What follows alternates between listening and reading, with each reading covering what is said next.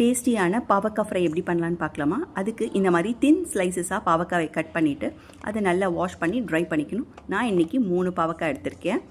So இந்த மாதிரி try பண்ண பாவக்காய் எல்லாத்தையும் ஒரு பவுலில் ட்ரான்ஸ்ஃபர் பண்ணிவிட்டு அது கூட கொஞ்சமாக பெருங்காயத்தூள், அது கூட நம்ம டேஸ்ட்டுக்கு ஏற்ற மாதிரி சால்ட் ஆட் பண்ணியிருக்கேன்.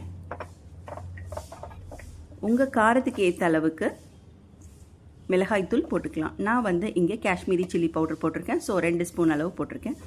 அது கூட 2 ஸ்பூன் அரிசி மாவு, அது கூட சேர்த்து 3 ஸ்பூன் கடலை மாவு.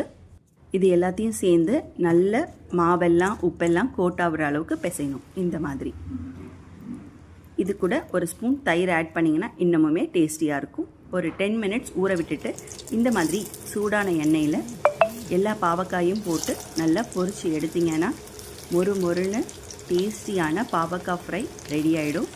இது உங்கள் குழந்தைங்களுக்கு கண்டிப்பாக பிடிக்கும். ஏன்னா இதில் கசப்பு தன்மை ரொம்ப கம்மியாக தான் இருக்கும். அதுவும் ஹெல்த்தியும் கூட.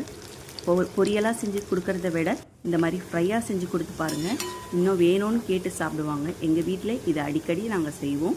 இது ஒரு லைட் ப்ரௌன் கலரில் வந்த பிறகு நம்ம இதை எடுத்து இந்த மாதிரி பவுலுக்கு ட்ரான்ஸ்ஃபர் பண்ணிக்கலாம்.